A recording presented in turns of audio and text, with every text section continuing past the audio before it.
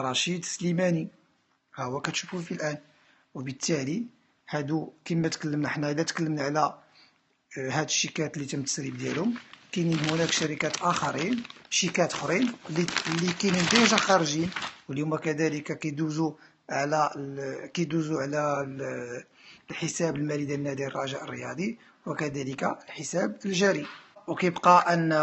كيبقى الشيك الأخير اللي كان في الجريدة اللي هو 200 مليون، اللي هو مشى عن طريق تحويل بنكي مباشرة لنادي الرجاء الرياضي، وذلك من أجل تسديد مستحقات على النادي، وتم استرجاع الأموال.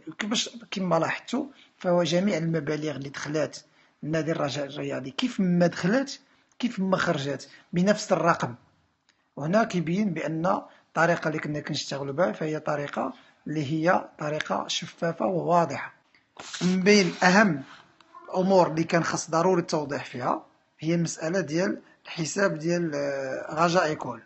الناس اللي خاصها تعرف بأن جميع المنح اللي كتدخل، لا ديال الجامعة ولا ديال المستشهرين ولا ديال المنح العادية ولا أي حاجة، فهي كتدخل لذاك الحساب. مسألة إيكول فهي فقط مسألة ديال الاسم فقط. أما حنا في نادي الرجاء الرياضي، هذاك الحساب اللي يدخلوا فيه المنحة فهي كيف خاصكم تعرفوا بأن جميع المنح كما قلت، جميع المنح كانت تدخل هذا الحساب، وتعطات هذه المعلومة فقط واش للتضليل واش لأشياء أخرى. ولكن الخبر اللي نقدروا نكذبوا تقدروا تشوفوه في داروا الفيديو ديال نادي الرجاء الرياضي، ولا حتى اللاعبين. لا السنة منذ 2012 وحنا كنستعملوا هذاك الحساب لجميع المعاملات ديالنا الخاصة بالجمعية، وليس فقط لمنحة كأس العالم. المسألة ما قبل الأخيرة اللي كنبغي نتكلم عليها، وهي في الحقيقة مسألة مضحكة ولكن خصنا ضروري نوضحوها، هي المسألة ديال محمد فاخر. محمد فاخر مشكور بعد ما تم توقيع العقد لفسخ العقد بيننا وبين نادي الرجاء الرياضي اللي هو كان فسخ بالتراضي، وبعد ما تم الاتفاق على جميع الأمور الخاصة بفسخ العقد من بين مستحقات ديال سي محمد فاخر، توصل محمد فاخر آنذاك بعد توقيع العقد بالشيكات المذكورة. محمد فاخر مشكور ما استخلص الشيكات حتى كانت السيولة الكافية في نادي الرجاء الرياضي، وكنظن بأن كاين عقد في الموضوع ولا شيء هنا كيحتاج أننا نزيدو نبرو فيه أكثر.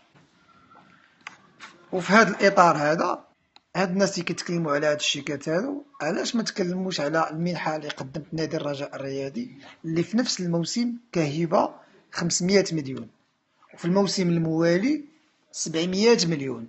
هذه كهبة وليست كقروض، ومثبتة في التقارير المالية، وحتى الكوميسيون كونت حتى هو وثقها في التقارير المالية، وحتى المنخرطين صادقوا عليها ومبينة.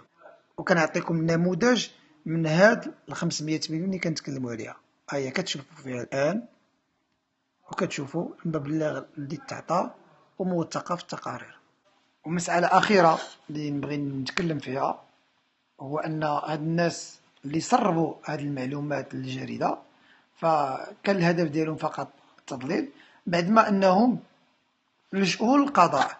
وهاد الوثائق اللي تكلموا فيها وهاد المنح ديال كأس العالم طرقوا ليها في مقالات، المحامي ديالهم تكلم لها في مقالات وتكلم على هاد الأشياء، والحمد لله القضاء قال الكلمة ديالو المرة الأولى والمرة الثانية والمرة الثالثة.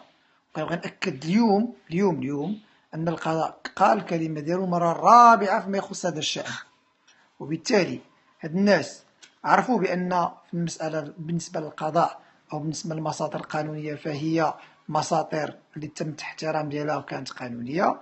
الآن كيلجؤوا للإعلام، أولا لتشويه الصورة ديالي، ثانيا لخلق الفتنة، وثالثا أظن للشهرة وللاستهلاك الإعلامي. وكنقول لهاد الناس أو هاد المضللين خليونا في القضاء ونبعدوا على الإعلام، لأنه فقط كيشوه الصورة ديال نادي الرجاء الرياضي.